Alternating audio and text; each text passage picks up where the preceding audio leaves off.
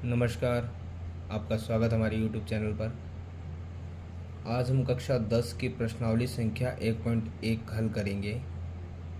हमें यहाँ पे पहला क्वेश्चन दिया गया है, निम्नलिखित संख्याओं को अभाज्य गुणनखंड के गुणनफल के रूप में व्यक्त करना है। और नीचे कुछ आपको नंबर्स दिए हुए हैं, कुछ संख्याएं दी गई है।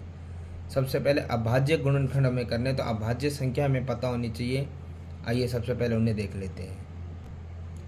सबसे पहले अभाज्य गुणनखंड करने के लिए हमें अभाज्य संख्याओं की नॉलेज होनी चाहिए। अभाज्य संख्या वे संख्याएं होती है जो सिर्फ स्वयं के और एक के पहाड़े में आती है, यानी जो सिर्फ एक में और स्वयं के पहाड़े में आए, उसके अलावा किसी और पहाड़े में ना आए, वो अभाज्य संख्याएं होती है। जैसे मान लीजिए दो हमें पता है, दो अपने स्वयं के पहाड़े में आएगा और एक में तो फिलहाल सब संख्या आई जाती है, उसके अलावा किसी और पहाड़े में आने वाला है नहीं। जैसे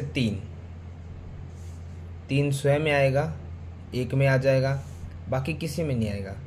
यदि हम देखने जाएं चार, तो चार हमें पता है वैसे भाज्य संख्या, लेकिन आइए हम चेक कर लेते हैं।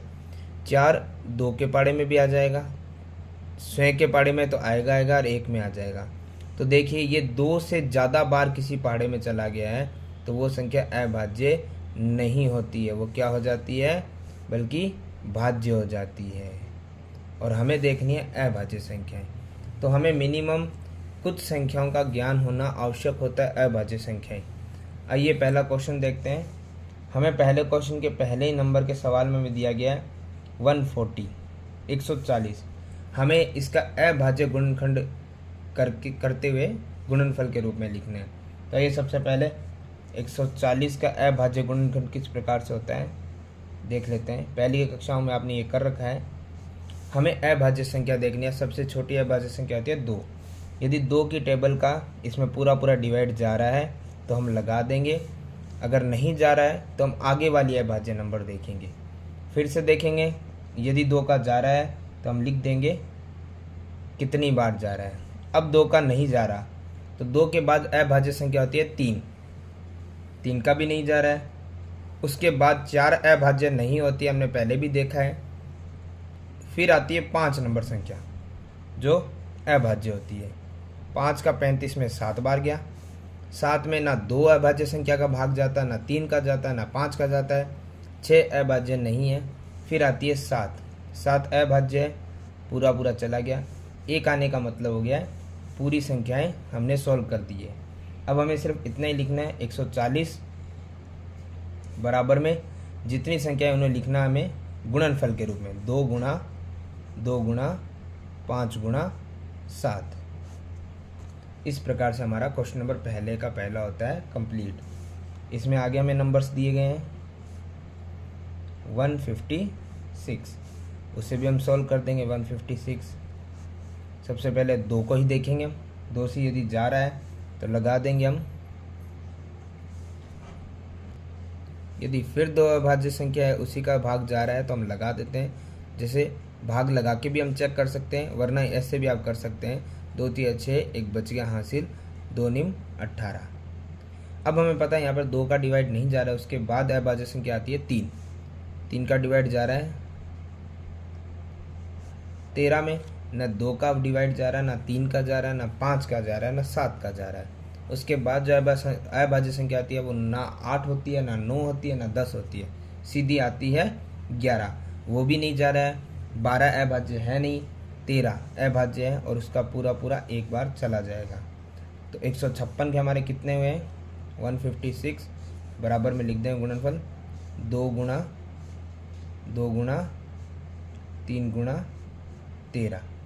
इसे आप ऐसे भी देख सकते हैं, यदि आप ऐसे चाहें तो ऐसे भी लिख सकते हैं। जैसे 2 हमारा कितनी बार आ रहा है, 2 बार, गुणा में 3 एक बार ही है और 13 एक बार ही है। इसी प्रकार क्वेश्चन नंबर 3 करेंगे हम। पहले का नंबर हमें दिया गया है 3825। अभाज्य संख्या हम निकाल देते हैं 3825। सबसे पहले स्टार्ट हम करते हैं 2 से। 2 का डिवाइड यदि नहीं जा रहा है तो दूसरी अभाज्य संख्या लेते हैं हम 3।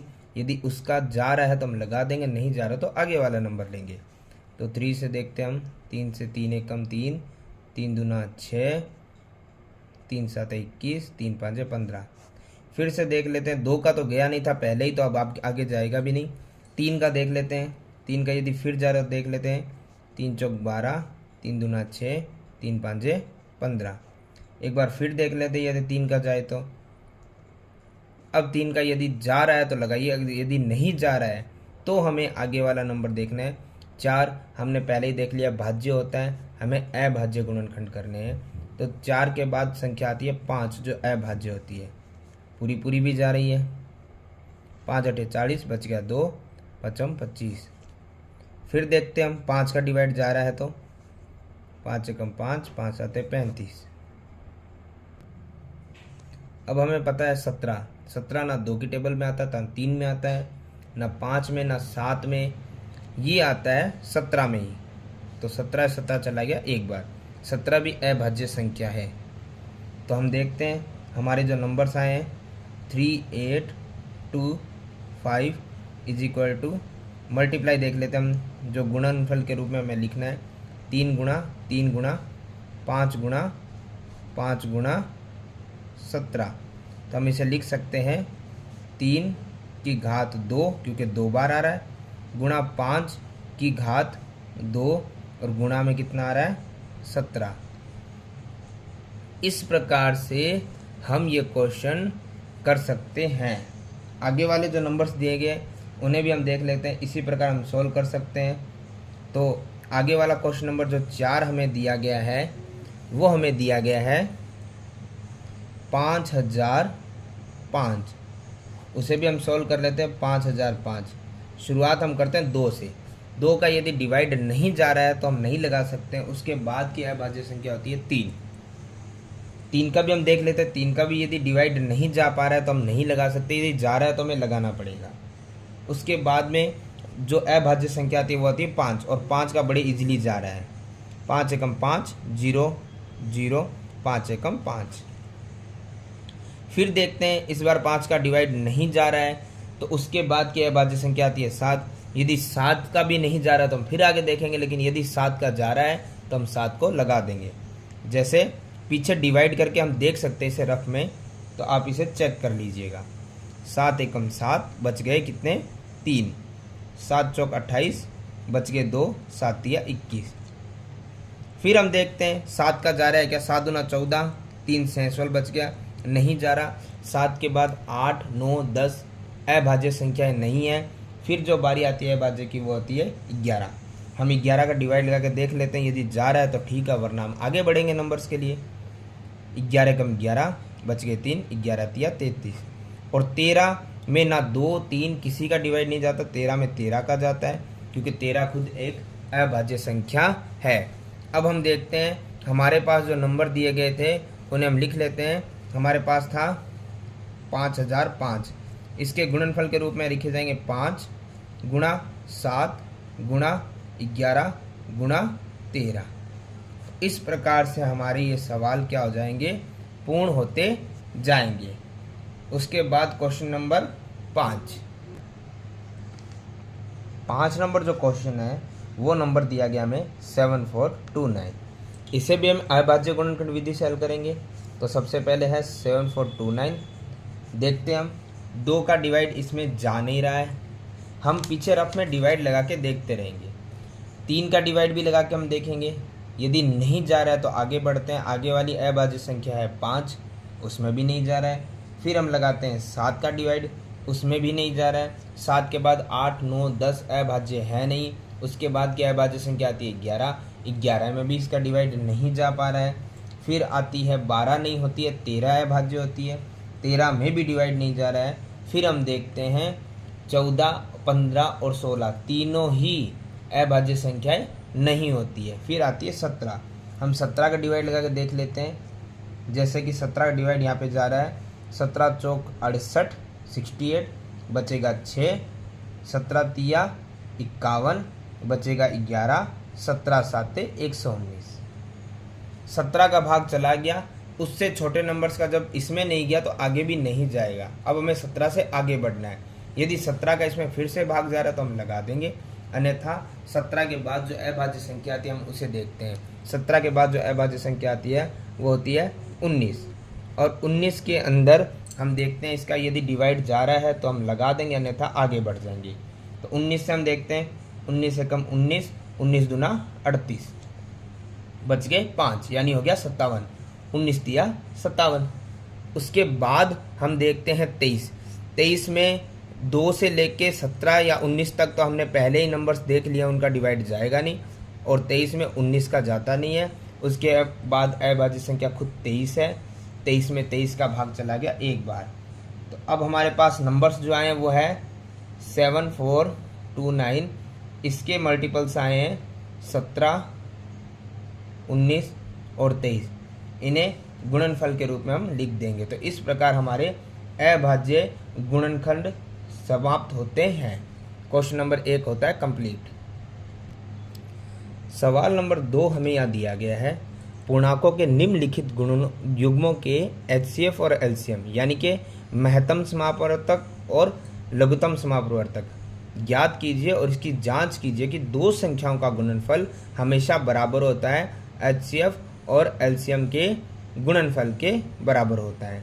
तो कुछ नंबर्स हमें दिए गए हैं। सबसे पहले हमें इनके क्या निकालने पड़ेंगे, HCF और LCM।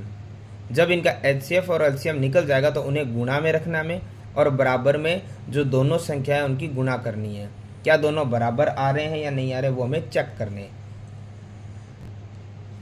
तो आइए सबसे पहले हम इनका HCF और LCM निकालते हैं। तो पहला नंबर जो हमारे पास दिया गया वो है 26 और 91। तो सबसे पहले हम निकाल देते हैं इनका LCM। LCM के लिए हमारे पास दो ट्रिक है, हम इनको अलग अलग भी ले सकते हैं और साथ में भी ले सकते हैं। यदि हम इनको साथ में लेते हैं तो कुछ इस प्रकार से हम इसको हल कर सकते हैं। हमारे पास संख्या है 26 और 91। सबसे पहले हम शुरू करते हैं 2 से। हमारी 2 जो संख्या है उससे हम देखते हैं, यहाँ पे 2 एकम 2, 2 तिया 6, पूरा पूरा चला गया। यदि 91 में जा रहा है तो ठीक है, अन्यथा 91 को एज इट इज हम लिख सकते हैं। फिर हमारा वापस से देखते हैं 2 का ना इसमें जा रहा ना इसमें जा रहा है, तो हम नहीं ले पाएंगे। फिर हम देखते हैं 3 का ना 13 में जा पा रहा है ना 91 में जा रहा है। फिर उसके बाद वाली जो नंबर आता है वो होता है 5, भी दोनों में नहीं जा पा रहा है। उसके बाद हम देखते हैं 7 आता है। तो 7 का हम देखते हैं 13 में तो नहीं जा पाएगा, लेकिन 91 में जा सकता है। जैसे 7 एकम 7, बचेंगे 2, 7 7 या 21।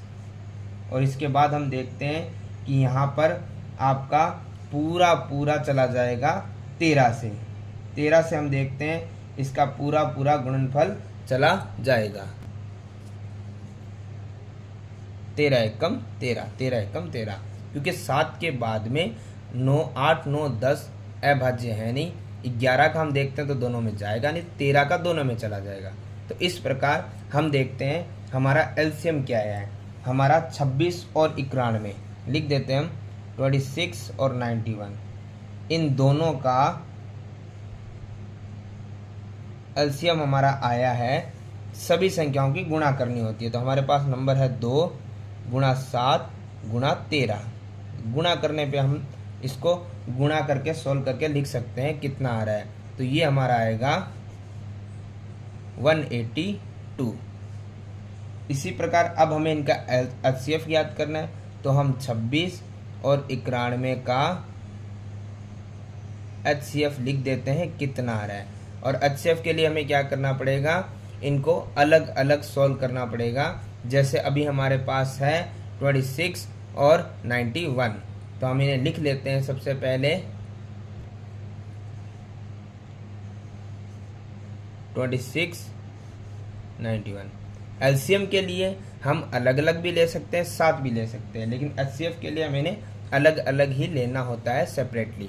तो पहली संख्या है 26, दूसरी है 91।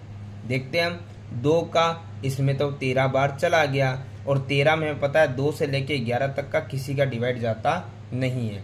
13 में जाता है सिर्फ 13 का खुद का। 1 आने का मतलब हमें पता है ये समाप्त हो गया है अभाज्य गुणनखंड। फिर हम देखते हैं 91। 91 में 2 का, 3 का, 5 का नहीं जाता है, सीधा जाता है 7 का। तो हम देखते हैं 7 का ये चला जाएगा, 7 एक कम 7, 7 ये 21 और 13 में 13 का ही जाता है।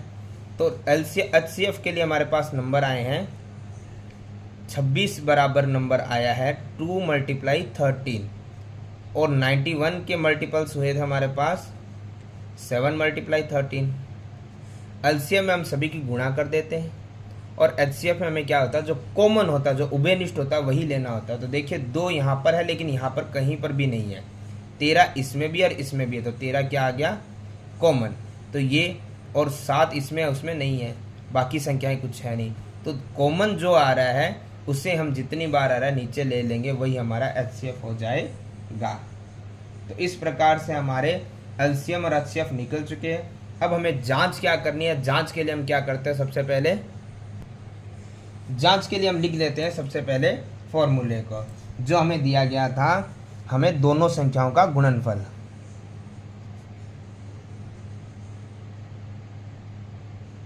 जो आप में क्वेश्चन में दिया गया है, बराबर में एलसीएम गुणा में एचसीएफ। तो सबसे पहले दोनों संख्या हम देख लेते हैं। दोनों संख्या हमारे पास क्या थी, 26 और 91, 26 × 91, दोनों का गुणनफल। बराबर में एलसीएम हमारा आया था 182 और गुणा में एचसीएफ हमारा आया था 13। अब हम देखते हैं कि क्या हमारे ये दोनों नंबर्स करेक्ट है या नहीं है। तो हम क्या करते हैं, दोनों तरफ गुणा कर कर देख लेते हैं। तो सबसे पहले हम 26 की 91 से गुणा कर देंगे और 182 की 13 से गुणा कर देंगे। तो इन दोनों गुणा करने में हमें प्राप्त होता है 2366 और इन दोनों नंबर्स की गुणा करने में प्राप्त होता है हमें 2366। इसका मतलब ये होता है कि हम यहाँ लिख देंगे LHS बराबर है RHS के। तो इस प्रकार हमारी जांच हो गई है कि हमने जो एलसीएम एचसीएफ निकाले हैं वो हमेशा दोनों संख्याओं गुणनफल के बराबर होते हैं, यानी कि LHS RHS के बराबर है। हमारे दोनों ही एलसीएम और एचसीएफ क्या है, राइट है। तो इस प्रकार से हम जांच करके देख सकते हैं।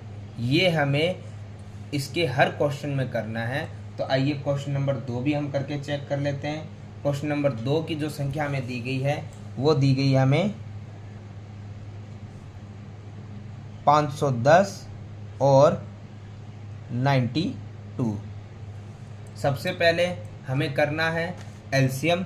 तो हम देख लेते हैं हमारे पास जो नंबर्स है 510 और 92, उनका एलसीएम क्या निकलता है। एलसीएम का तरीका हमें पता चल चुका है। हम सबसे पहले क्या करना है, दोनों नंबर्स लेने हैं, इसको अलग अलग भी निकाल सकते हैं, एक साथ भी निकाल सकते हैं। निकालने का तरीका वही है, हमें सबसे पहले 2 देखना है। यदि 2 का इसमें डिवाइड जा रहा है तो हम लगा देंगे, अन्यथा हम छोड़ देंगे। जैसे हम देखते हैं 2 का 510 में पूरा पूरा डिवाइड जा रहा है।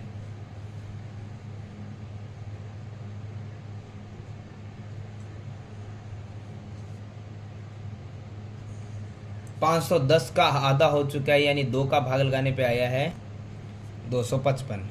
अब हम देखते हैं 2 का 92 में डिवाइड, 2 का 92 में डिवाइड जा रहा है पूरा पूरा 46 बार। इसी प्रकार हम देखते हैं 2 का इस बार 255 में तो नहीं जा रहा है, लेकिन 46 में जा रहा है। ये जा रहा है 2 दूना 4, 2 तिया 6, 23 बार। अब 2 का दोनों में ही नहीं जा रहा है तो हम आगे देखते हैं 3 से।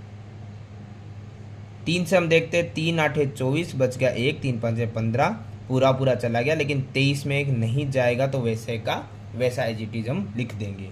फिर हम देखते हैं वापस से, यदि 3 का जा रहा है तो 3 का ना इसमें जा रहा ना इसमें जा रहा, उसके बाद की अभाज्य संख्या होती है 5। तो 5 का हम देखते हैं, 5 कम 5, 5 7 35, 17 बार, और 5 का 23 में जाएगा नहीं। अब हमें पता है कि 17 में 2 3 5 7 11 13 किसी का डिवाइड नहीं जाता है, तो 17 का जाता है खुद की ही संख्या में एक बार भाग। फिर बचा है दूसरी तरफ 23, इसमें 17 का भी नहीं जा रहा है, और आखिरी है 23। 23 में ये 1 आ चुका था, 23 में सिर्फ 23 का भाग जाएगा। तो एलसीएम के लिए नंबर्स आए हमारे पास, सबसे पहले इनको मल्टीप्लाई करना है। तो पहला नंबर हमारे पास है 2 गुणा, दूसरा है 2 गुणा, फिर है 3, फिर है 5, फिर है 17, फिर है 23। हमें क्या करना है, इन सभी नंबर को एलसीएम करने के लिए मल्टीप्लाई करना पड़ता है। तो इन सभी की जब हम गुणा करेंगे तो हमें प्राप्त होगा 23,460, यानी एलसीएम हमें प्राप्त हुआ है 23,460। इसी प्रकार अब हमें इसी संख्या का में से भी निकालना पड़ेगा, यानी कि एचसीएफ के लिए हमें दोनों नंबर्स को अलग अलग लेना पड़ता है, तो हम अलग अलग लिख लेते हैं। सबसे पहले हम देखते हैं 510, 2 का डिवाइड हम जब लगाएंगे तो ये 255 बार चला जाएगा।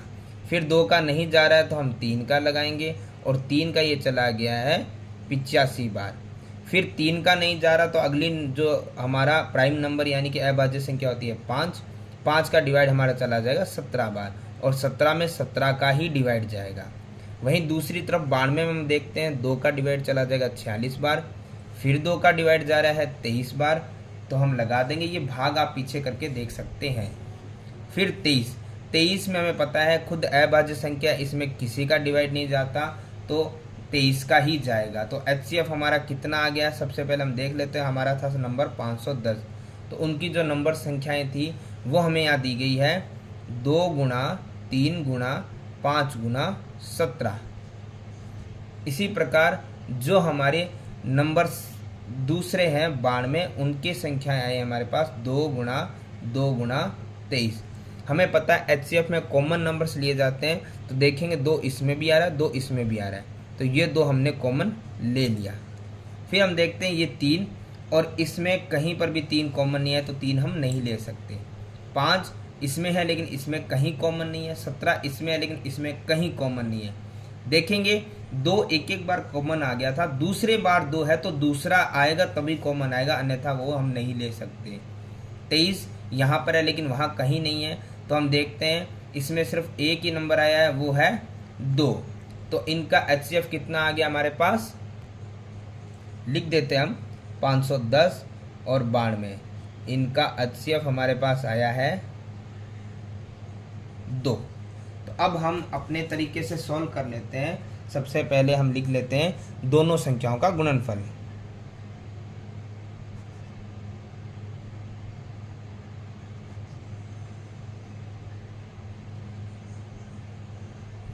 बराबर में एलसीएम गुणा में एचसीएफ। तो हम लिख लेते हैं सबसे पहले दोनों संख्या हमारे पास जो थी वो थी 510 गुणा में 92। एलसीएम हमारे पास आया था 23,460 और गुणा में एचसीएफ हमारे पास आया था 2। तो 2 की मल्टीप्लाई करना तो बहुत आसान है, हम गुणा कर सकते हैं दोनों की। तो गुणा करने पे हमारे पास आएगा 46,920 बराबर, इस तरफ हमें दोनों संख्याओं की गुणा करके देखनी पड़ेगी और दोनों गुणा करने में हमारे पास आ रहा है 46,920। तो इस प्रकार हमारा LHS बराबर है RHS के। तो ये हमारी क्या हो गई है, जांच। इसी का क्वेश्चन नंबर 3, तरीका अब आप समझ चुके हो। नंबर है 336 और 54। तो सबसे पहले हमें क्या करना है, 336 और 54 का एलसीएम निकालना है। तो एलसीएम के लिए अब हमें पता है ट्रिक क्या रहेगी हमारे पास, 336 और 54। सबसे पहले हम देखते हैं 2 से ही, 2 से हमारे पास ये डिवाइड हो रहा है तो हम डिवाइड कर देंगे। भाग आप पीछे रफ में लगा के अपने आप देख सकते हैं।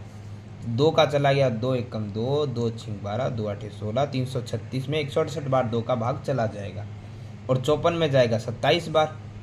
इसी प्रकार हम 2 का फिर लगा सकते हैं तो लगाएंगे, अन्यथा हम आगे बढ़ जाएंगे। जब तक जा रहा है तब तक हमें लगाना है। ये 84 बार जा रहा है और ये अब नहीं जा रहा है, एज इट इज वैसे वैसा। दोनों या 3 जितने भी नंबर्स हमें दिए गए हैं उसमें जब तक एक टेबल का डिवाइड जा रहा है एक पाड़े का, हम लगाते रहेंगे। जब दोनों में नहीं जाएगा तब हम आगे वाला भाड़ा ले लेंगे। फिर 2 का जा रहा है 42 बार, 27 का नहीं जा रहा। फिर 2 का जा रहा है 21 बार, 27 में नहीं जा रहा। अब हम ध्यान से देखते हैं, ना 2 का इसमें भाग जा रहा ना इसमें जा रहा है, तो उसके बाद वाला नंबर है 3 और 3 का 21 में भी जा रहा है 7 बार, और 3 का 27 में भी जा रहा है 9 बार। फिर हम देख लेते हैं कि क्या यहाँ पर भाग जा पा रहा है कि नहीं जा पा रहा है। हम देखते हैं 3 का जा रहा है 7 में नहीं लेकिन 9 में 3 बार, फिर 3 का जा रहा है 7 में नहीं लेकिन 3 में 1 बार, और 7 खुद अभाज्य संख्या तो 7 में सिर्फ 7 का ही भाग जाएगा, और ये एक वैसे का वैसे। तो हम देख लेते हैं एलसीएम कितना निकला हमारे पास। एलसीएम के लिए हमें क्या करना पड़ता है, सभी जो नंबर्स हैं उनकी गुणा करनी पड़ती है। तो नंबर्स हमारे पास है 1 2 3 4, 4 बार 2 है हमारे पास, फिर 1 2 3, 3 बार 3 है हमारे पास, और 7। इन सभी संख्या का हमें क्या करना पड़ेगा, गुणा करना पड़ेगा। तो इन सभी संख्या के हम गुणा करके देख लेते हैं किस प्रकार से हम कर सकते हैं। हमारे पास आ जाएंगे 3024, इन सभी के हम गुणा करके देख सकते हैं। तो ये हो जाएगा हमारा एलसीएम, दोनों संख्या का एलसीएम निकला है 3024। इसी प्रकार अब हमें 336 और 54, इसका हमें क्या ज्ञात करना है, HCF। तो HCF ज्ञात करने के लिए हमें क्या करना पड़ेगा, दोनों नंबर को अलग अलग लेना पड़ेगा। तो सबसे पहले हम देख लेते हैं 2 का डिवाइड जा रहा है तो लगा देते हैं 168 बार, 2 का ही फिर जा रहा है तो फिर लगा देते हैं, फिर 2 का लगा देते हैं, फिर 2 का जा रहा है। अब 2 का नहीं जा रहा तो हम 3 का लगा देते हैं, और 7 खुद अभाज्य है तो 7 में 7 का ही जाएगा। इसी प्रकार 54 में हम देखते हैं 2 का भाग जा रहा है लेकिन अब नहीं जा रहा, अब जा रहा है 3 का, फिर जा रहा है 3 का, फिर जा रहा है 3 का। तो HCF के लिए हमारे पास नंबर्स आए हैं, सबसे पहले 336, इसकी संख्या हमारे पास आई है 1 2 3 4, 4 बार 2 है हमारे पास। हम लिख लेते हैं 1 बार 2 बार 3 बार 4 बार। उसके बाद हमारे पास जो संख्या आ रही है वो आ रही है 3 और 7, 3 और 7। दूसरे जो नंबर था वो था 54, उसकी संख्या हमारे पास आई है 1 बार 2 और 3 बार 3। अब हम देख लेते हैं हमारे पास कॉमन क्या रहा है। कॉमन देखिए 1 बार 2 आ रहा है, 2 और भी हमारे पास, लेकिन 1 भी 2 बाकी में नहीं है। 1 2 था, हमने कॉमन ले लिया तो बाकी 2 हम नहीं ले सकते। 3 कॉमन आ रहा है, 7 कॉमन नहीं आ रहा, ये 2 बाकी बचे, 3 भी उसमें नहीं आ रहे क्योंकि 1 बार 3 हमने कॉमन ले लिया, बाकी कुछ है नहीं। तो हमारे पास आया है HCF 2 गुना 3 6। तो हम HCF की जगह लिख देते हैं, हमें कितना प्राप्त हुआ है 6। अब हम आगे देख लेते हैं।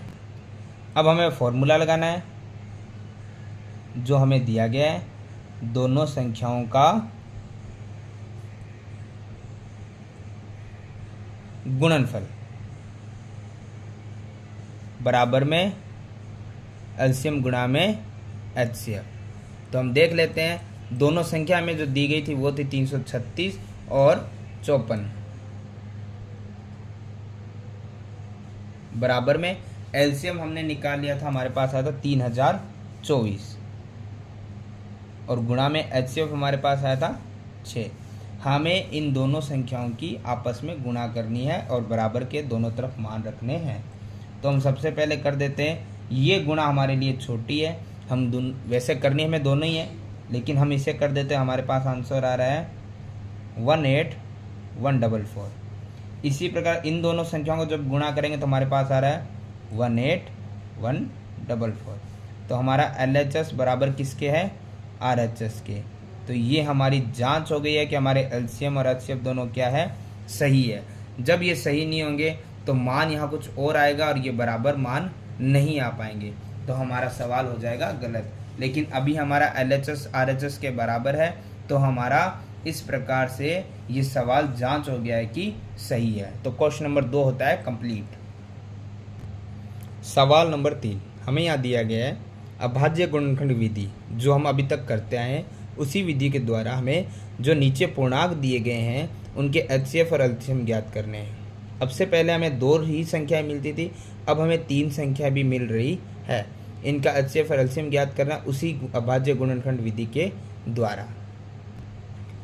तो हमारा तीसरे का पहला जो संख्या है क्वेश्चन दी गई है वो दिया गया हमें 12, 15 और 21। तो हमें सबसे पहले इनका क्या निकालना है, एलसीएम। तो हम देखते हैं 12, 15 और 21, इसका एलसीएम निकालने के लिए हमें क्या करना पड़ेगा। सबसे पहले हमें करना पड़ेगा इन संख्याओं को एक साथ सॉल्व। तो हमारे पास है 12, 15 और 21। हम ले लेते हैं इन संख्याओं में सबसे पहले 2 का भाग। तो 2 का 6 12 में जा रहा है 6 बार, 15 में नहीं जा रहा, 21 में नहीं जा रहा।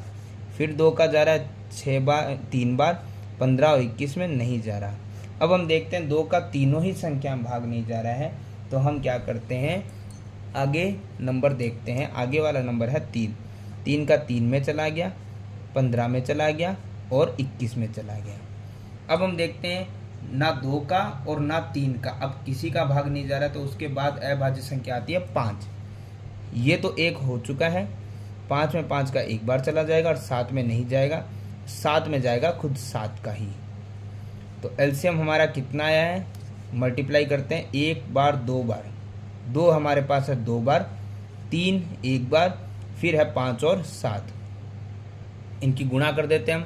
तो ध्यान से देखिए, इनकी जब हम गुणा करेंगे तो हमारे पास नंबर आएंगे 420। तो इनका एलसीएम कितना निकला है, 420। इसी संख्याओं का हमें 12, 15 और 21 का हमें क्या निकालना है, और एचसीएफ। तो एचसीएफ के लिए हमें क्या करना पड़ेगा, इन संख्याओं को अलग अलग लेना है।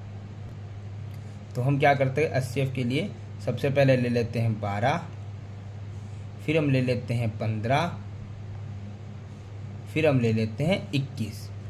तो सबसे पहले हम देखते हैं 2 का 12 में गया 6 बार, 2 में 6 का गया 3 बार और 3 में गया 3 का 1 बार। इसी प्रकार 15 में 2 का नहीं जाता लेकिन 3 का जाता है, 3 5 15 और 5 1 कम 5। 21 में 2 का नहीं जाता लेकिन 3 का जाता है, 3 7 21 और 7 1 कम 7। अब हम देखते हैं एचसीएफ के लिए नंबर्स। एचसीएफ तो संख्या हमारे पास है 12, 15 और 21। 12 के जो अभाज्य गुणनखंड हुए हैं वो हमारे पास आए हैं 2 गुणा 2 गुणा 3। इसी प्रकार 15 के हमारे पास हुए 3 गुणा में 5 और 21 के में 3 गुणा में 7। हमें पता कॉमन लेना है, तो 2 कॉमन नहीं आ रहा सब में, फिर 2 कॉमन नहीं आ रहा सब में, 3 सब में कॉमन आ रहा है, 5 किसी में कॉमन नहीं आ रहा, 7 किसी में कॉमन नहीं आ रहा। तो इसमें हमारा एचसीएफ कितना आ रहा है, 3। तो हम लिख देते हैं इन तीनों संख्याओं का एचसीएफ आ रहा है 3। इसी प्रकार इसका क्वेश्चन नंबर 2 करते हैं हम आगे। सवाल नंबर 3 का क्वेश्चन नंबर 2, 17, 23 और 29। एक चीज़ ध्यान रखिएगा, हमारे पास जो 3 संख्या दी है तीनों की तीनों स्वयं अभाज्य है, और अभाज्य संख्याओं का यदि आप एलसीएम निकाल रहे हैं तो उसका तरीका बड़ा ही आसान रहेगा। हमें क्या करना है, पहले सभी संख्याओं को लिख लेना है। अब हम देखते हैं कि हमारे पास ना 2 का भाग जाएगा, ना 3 का जाएगा, ना 5 का जाएगा। कारण ये कि जो संख्याएं हमें दी गई है वो सभी अभाज्य है, तो उनमें स्वयं का ही भाग जाएगा। तो 17 सबसे पहले दी गई है 17, तो 17 में 17 का भाग जाएगा, 23 में और 29 में नहीं जाएगा। फिर दूसरा नंबर है 23, तो 1 तो हो चुका है, 23 में 23 का जाएगा, 29 में नहीं जाएगा। और फिर हम देखते हैं तीसरा है 29, तो 29 में 29 का जाएगा, बाकी 1 आ चुके हैं। तो एलसीएम तो हमारा निकल चुका है।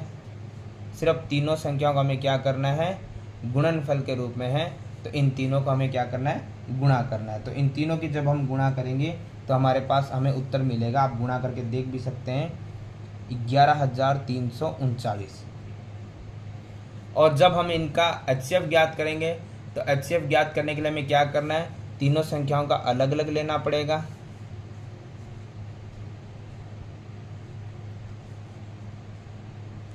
हमें पता है अभाज्य संख्या तो सिर्फ उसी संख्या का ही भाग जाएगा, बाकी संख्याओं का भाग नहीं जाएगा। तो एक चीज़ ध्यान से देखिए, एचसीएफ में क्या होता है, हमें 17, 23 और 29 3 नंबर मिले हैं, और तीनों में हम देखते हैं कि सिर्फ 17 का, 23 का और 29 का भाग गया तो कुछ कॉमन नहीं आ रहा है। जब हमारे पास कुछ भी कॉमन नहीं आए तब हमारे पास एक हमेशा ही रहता है, हम लिख सकते हैं। तो सबसे पहले हम लिख देंगे कि जो हमें संख्याएं दी गई है 17, 23 और 29, इनका एलसीएम क्या है। तो एलसीएम तो हमें पता है कि सभी जो संख्या हमें दी गई है उनकी गुणा करनी पड़ेगी, तो हमने वैसे कर दी है। हम एक बार फिर लिख के दिखाते हैं कि जब हम इन गुणा करेंगे इन संख्याओं की तो हमें एलसीएम प्राप्त होगा 11,339, और इन्हीं संख्याएं 17, 23 और 29, इसका जब हम एचसीएफ ज्ञात करेंगे तो हमारे पास संख्या आएगी 1। तो इस प्रकार हमारा क्वेश्चन नंबर 2 भी इसका कंप्लीट हो चुका है। अब हम देखते हैं क्वेश्चन नंबर 3। जो 3 नंबर क्वेश्चन है उसमें हमें संख्या दी गई है 8, 9 और 25। तो हम देखते हैं, सबसे पहले हमें लैसे लेना है, तो लैसे के लिए हमें क्या करना पड़ेगा, 8, 9 और 25 को एक साथ ले लेते हैं। देखते हैं हम 2 का भाग जा रहा है 8 में, 9 में नहीं जा रहा, 25 में नहीं जा रहा। फिर 2 का जा रहा है 4 में, 9 में नहीं जा रहा, 25 में नहीं जा रहा। फिर 2 का जा रहा है 2 में, 9 में और 25 में नहीं जा रहा। अब 2 का भाग किसी भी नंबर में नहीं जा रहा, तो हम देखते हैं आगे होता है 3। 1 हो चुका है, 9 में 3 का 3 बार जाएगा, 25 में नहीं जाएगा। फिर हम देखते हैं 1 हो चुका है, 3 में 3 का 1 बार जाएगा और 25 में नहीं जाएगा। अब 2 और 3 के बाद अगली अभाज्य संख्या होती है 5। 1 1 हो चुके हैं, 5 का 25 में भाग लगाएंगे 5 बार, और फिर से हम देखते हैं 5 में 5 का 1 बार जाएगा। तो हम देखते हैं 8, 9 और 25, इसका जो एलसीएम है वो हमारे पास आया है 1 2 3, 3 बार 2 है, और 1 2 2 बार 3 है, और 1 2 2 बार ही 5 है। तो इन सभी का यदि हम गुणनफल करेंगे तो हमारा एलसीएम जो है वो निकल जाएगा। तो हम सबसे पहले क्या करते हैं, इनकी गुणा कर देते हैं। तो हमारा एलसीएम आ जाएगा, इन सभी गुणा करने में प्राप्त होता है 1800। तो हमें इन संख्याओं का एलसीएम प्राप्त हो चुका है। अब हमें इन्हीं संख्याएं 8, 9 और 25 का क्या ज्ञात करना है, एचसीएफ। और एचसीएफ करने का तरीका हमें पता है। तीनों जो संख्या हमें दी गई है 8, 9 और 25, इन्हें सोल्व कर लेते हैं। 8 में 2 का भाग जा रहा है, फिर 2 का जा रहा है, फिर 2 का जा रहा है। 9 में 2 का नहीं जा रहा लेकिन 3 का जा रहा है, फिर 3 का जा रहा है, और 25 में 2 का 3 का नहीं जा रहा है तो 5 का जा रहा है। हम देखते हैं वापस से हमारे पास नंबर्स है। एचसीएफ के लिए हमें क्या करना पड़ेगा, सबसे पहले इन सभी संख्याओं को लिख लेते हैं। तो एचसीएफ के लिए हमें क्या करना पड़ता है, सबसे पहले 8, फिर 9 और फिर 25, इन सभी संख्याओं को लिख लेते हैं। इनके गुणनफल जो अभाज्य गुणनखंड आए हैं वो हम लिख लेते हैं। अब हम देखते हैं कुछ कॉमन, 2 2 2 किसी में कॉमन नहीं आ रहा, 3 3 किसी में कॉमन नहीं आ रहा, 5 5 किसी में कॉमन नहीं आ रहा। जब कुछ कॉमन नहीं आए तो हमेशा कितना रहता है, एचसीएफ 1। तो इस प्रकार से हमारा क्वेश्चन नंबर 3 होता है समाप्त। सवाल नंबर 4 हमें दिया गया आगे, एचसीएफ 306 और 657, दो संख्याओं का एचसीएफ यानी मैं से दिया गया है 9। इन्हीं दोनों संख्याओं का एलसीएम हमें ज्ञात करना है। तो आइए सबसे पहले हमें जो दिया गया वो हम लिख लेते हैं। सबसे पहले हम देख लेते हैं, हमें दिया गया है इन दोनों संख्याओं का मैं से दिया यानी एचसीएफ दिया गया है, और एलसीएम हमें ज्ञात करना है। तो हम जो पिछले सवाल, जो पिछले क्वेश्चन में हमने सूत्र लगाया था उसी सूत्र का प्रयोग करना है कि दोनों संख्याओं का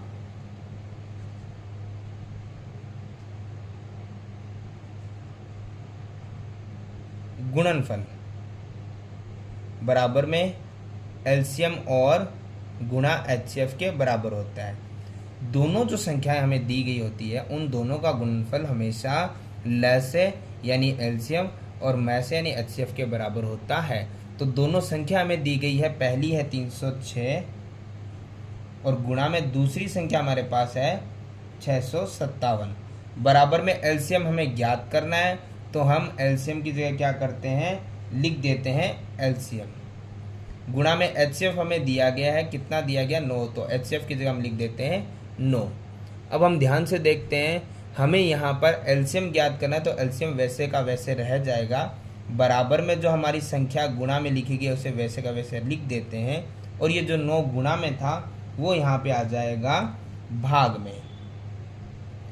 अब हम देखते हैं, यदि कुछ कट रहा है तो हम काट देते हैं। 9 से 9 एकम 9, 9 तिया 27, बच गए 3 यानी 36, 9 चौक 36। तो काटने में हमारे पास नंबर आया यहाँ पर सबसे पहले 34 गुणा में 657, और यदि दोनों गुणा हम करते हैं तो एलसीएम हमारा बराबर में आ जाएगा। तो अब हमें क्या करना है, यहाँ पर सिर्फ दोनों संख्याओं की गुणा करनी है और हमारा आंसर हमें प्राप्त हो जाएगा। तो जैसे हम इन दोनों संख्या गुणा करते हैं, हमें यहाँ पर 22,338 प्राप्त हो जाता है, और वो बराबर में हमारा क्या है, एलसीएम। तो इस क्वेश्चन में पूछा गया था एलसीएम, एलसीएम हमने निकाल दिया, तो क्वेश्चन नंबर 4 होता है कंप्लीट। सवाल नंबर 5 हमें यहाँ दिया गया है, हमें जांच करना है कि किसी प्राकृतिक संख्या जिसको हम n मान रहे हैं के लिए संख्या 6 की घात वो n, ये n हमें ज्ञात करते हैं हम, तो क्या अंक 0 पे समाप्त हो पाएगा। यानी हम यहाँ पे n की जगह घात कुछ भी रखते हैं, प्राकृतिक संख्याओं में से कुछ भी, हमें पता है प्राकृतिक संख्या 1 से स्टार्ट होती है और अंत तक जाती है, तो हम देखते हैं कुछ भी यहाँ घात रखे तो क्या जो आंसर आएगा वो 0 पे समाप्त हो सकता है या नहीं। देखिए सबसे पहले हम समझ लेते हैं हमें क्या दिया गया, हमें दिया गया एक नंबर 6 और उसकी घात है n। अब n की जगह हमें कुछ प्राकृतिक संख्याएं माननी है, यानी हम मान लेते हैं n बराबर प्राकृतिक संख्या। अब ध्यान से देखिए, प्राकृतिक जो संख्याएं होती है वो हमारी शुरू होती है 1 से। जैसे पूर्ण संख्याएं 0 से अनंत तक जाती है, वैसे प्राकृतिक संख्या हमारी जाती है, स्टार्ट होती है 1 से, और 1 के बाद 2, 3, 4 और फिर अनंत तक जाती रहती है। तो हमें n की जगह इनमें से कुछ संख्याएं माननी है। तो हम देखते हैं, तो ये पूछ रहा है कि क्या जो आंसर होगा वो 0 पे समाप्त हो सकता है। तो ध्यान दीजिएगा, 0 पे समाप्त होने के लिए हमें घात से पहले जो नीचे नंबर दिया गया उसे देखना होता है, और उसके जब हम टुकड़े करते हैं तो क्या वो टुकड़ा 2 गुणा 5 के रूप में हो सकता है या नहीं। यदि वो 2 गुणा 5 के रूप में होगा तभी ही 0 आएगा। कैसे, जैसे 2 गुणा 5 होता है 10, तो इसका अंक 0 आ सकता है। तो हम सबसे पहले देखते हैं, यदि मैं 6 के ऊपर n 1 मानता हूँ मिनिमम, तो 6 एकम 6 होगा, 6 को एक बार लिख सकता हूँ ना, तो उसका अंत 0 नहीं आएगा। यहाँ 2 रख दूंगा, मतलब 6 को 2 बार लिखना है, तो 6 गुणा 6 होता है 36, तो पीछे 0 तो नहीं आ पा रहा है। तो इनके टुकड़े सबसे पहले हमें देखना है क्या हो रहे हैं, तो 6 के टुकड़े हो रहे हैं 2 गुणा 3, और ऊपर हम अब कुछ n रखते हैं। तो सबसे पहले n से पहले हमें देखना है जो अंदर के टुकड़े हो रहे हैं वो 2 गुणा 5 में होगा, तो ही आंसर में 0 आएगा, अन्यथा नहीं। तो हम क्या करते हैं, सबसे पहले इसे लिख देते हैं कि 6 जो हमें दिया गया है का गुणनफल करने पर यह 2 गुणा 5 जो मैंने आपको बता दिया है, यदि इसका रूप होगा 2 गुणा 5 का रूप नहीं है, होगा तभी 0 आएगा। तो नहीं बनाता है या बनाती है, अतः 6 की घात n, यहाँ n प्राकृत संख्या नहीं हो सकती है।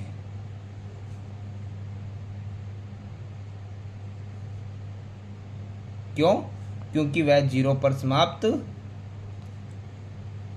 माफी जाएगा, अंक जो हमें क्वेश्चन में दिए गए अंक 0 पर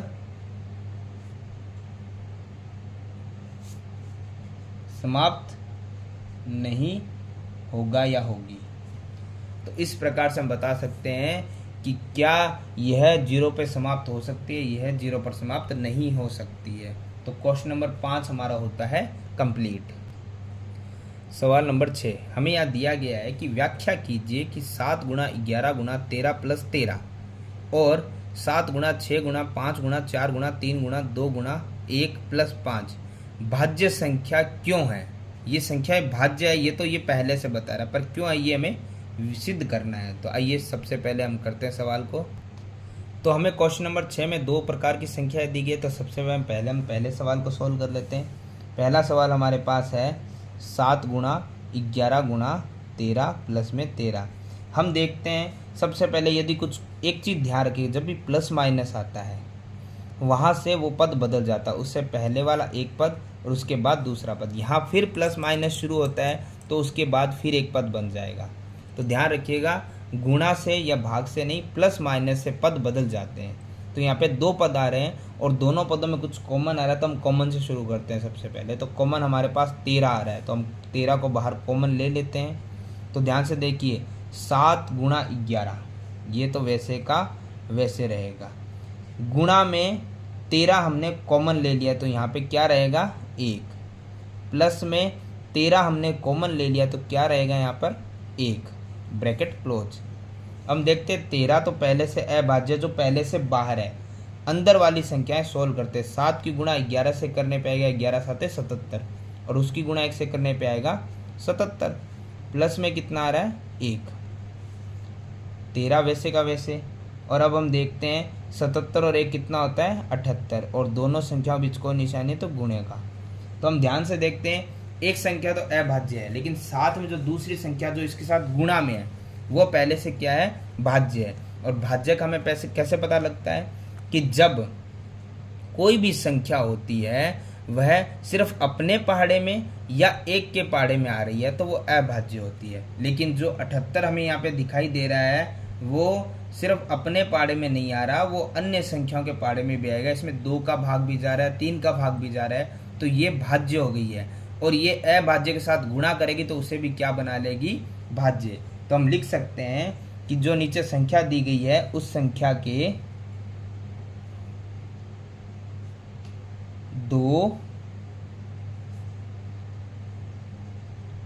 2 से ज्यादा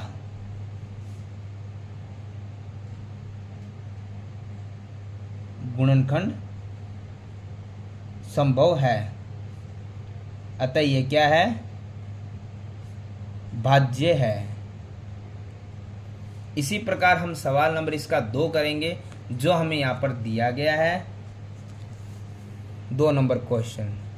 जो हमें यहाँ पे दिया गया था कुछ मल्टीप्लाइज, तो मैंने आपको पहले ही बता दिया, प्लस माइनस से पहले और उसके बाद दोनों होते हैं पद अलग अलग। तो वैसे ही कुछ कॉमन आ रहा है, तो देखते हैं इसमें 5 है और इसमें 5, तो कॉमन क्या आ गया 5। उसके अलावा जो नंबर है वो लिख देते हैं हम 7 गुणा 6,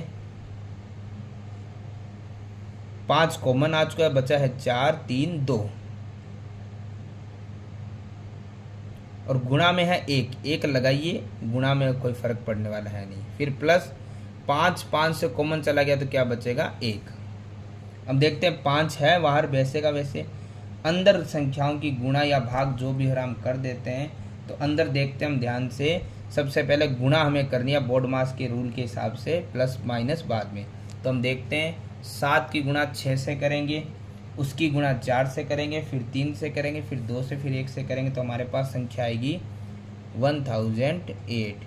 और प्लस में कितना है 1, 5 है, 1008 और प्लस में 1 होता है 1009। तो हम देखते हैं 5 हमारी अभाज्य है, लेकिन उसके साथ जो संख्या है उस संख्या के क्या है 2 से ज्यादा क्या आ रहे हैं गुणनखंड, 2 से ज्यादा गुणनखंड संभव है, अतः यह क्या कौन सी संख्या है भाज्य है। ध्यान से आप देखिएगा, जो 1009 हमें दिया गया है उसमें अपने पाड़े के अलावा 1 के अलावा अन्य संख्याओं के भाग भी जा सकते हैं, और वह अभाज्य संख्या के साथ गुणा करके उसे ही भाज्य बना लेगी जिसके 2 से ज़्यादा गुणनखंड होते हैं। तो यह संख्या भी क्या है भाज्य है। तो इस प्रकार हमारा क्वेश्चन नंबर 6 होता है कंप्लीट। क्वेश्चन नंबर 7 ये कह रहा है किसी खेल के मैदान के चारों ओर एक वृत्ताकार पथ है, एक गोल वृत्ताकार आकृति में एक रास्ता दिया गया है और इस मैदान का एक चक्कर लगाने में सोनिया को 18 मिनट, जबकि इसी मैदान का चक्कर लगाने में रवि को 12 मिनट लग रहा है। यानी कि सोनिया तेज तो धीरे चल रही है और रवि थोड़ा फास्ट चल रहा है। मान लीजिए वे दोनों एक ही स्थान और एक ही समय पर चलना प्रारंभ करें, यानी एक साथ चलेंगे तो हमें पता है कि सोनिया को समय ज़्यादा लगेगा, रवि को कम लगेगा। परंतु मान लीजिए वे दोनों एक ही स्थान और एक ही समय पर एक साथ चलना प्रारंभ करते हैं और एक दिशा में चलते हैं, तो कितने समय बाद वो पुनः प्रारंभिक स्थान पर मिलेंगे। सिंपल सी बात है कि जब वो दोनों एक स्थान पे एक ही टाइम पे चलना शुरू करेंगे, उसी मैदान को पार करने में सोनिया को 18 मिनट, रवि को 12 मिनट लग रहे हैं। यानी रवि उस स्थान पे वापस घूम के 12 मिनट में आ जाएगा, सोनिया को 18 मिनट लगेंगे। तो ये कह रहा उस स्थान पे वापस मिलने के लिए कितने समय बाद या कितने ज़्यादा, एक से ज़्यादा चक्कर भी लगेंगे, 2 से ज़्यादा भी लग सकते हैं, लेकिन कितने समय बाद वो पुनः वापस मिल सकते हैं। तो एक चीज़ ध्यान रखिएगा, जब भी हमें इस प्रकार के सवाल हल करने होते हैं, जैसे में पूछा गया है कि कम से कम समय बाद वो कब मिल सकते हैं, ज़्यादा हमें नहीं बताना, कम से कम समय बाद। तो जब भी ऐसा पूछा जाए, कम से कम का प्रयोग किया जाए, तो आपको HCF या LCM में से हमेशा LCM ही निकालना होता है, और ज़्यादा से ज़्यादा का प्रयोग किया जाए तो HCF का प्रयोग करना है। तो ध्यान रखिएगा ये पूरा, भाई कितने समय के बाद वो पुनः वापस मिल सकते हैं, यानी कि कम से कम कितने समय बाद वो वापस मिल सकते हैं। तो कम से कम में हमें यहाँ पर LCM का प्रयोग करना है और ज़्यादा से ज़्यादा में HCF का। तो हम लिख लेते हैं कि सोनिया कितना समय लगाती है, 18 मिनट, और रवि समय लगाता है 12 मिनट। तो कम से कम कितने समय बाद वो मिल सकते हैं, कम से कम कितने समय बाद वो मिलेंगे। तो हम देखते हैं, इनका हमें ज्ञात क्या करना पड़ेगा, LCM। तो 18 और एक 12। हम सबसे पहले देखते हैं, सबसे छोटा अभाज्य संख्या 2 का भाग जा रहा है, 18 में 9 बार, 12 में 6 बार। फिर 2 का 9 में नहीं जा रहा लेकिन 6 में जा रहा है 3 बार। अब 2 का नहीं जा रहा, 3 का 9 में 3 बार, और 3 का 3 में 1 बार जा रहा है।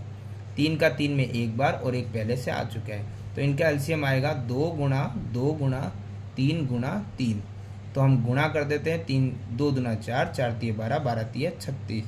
वे कम से कम 36 मिनट के बाद आपस में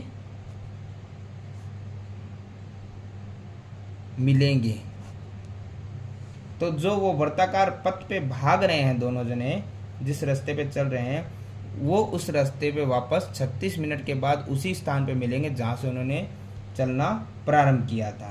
तो इस प्रकार हमारा क्वेश्चन नंबर 7 और प्रश्नावली संख्या 1.1 होती है कंप्लीट।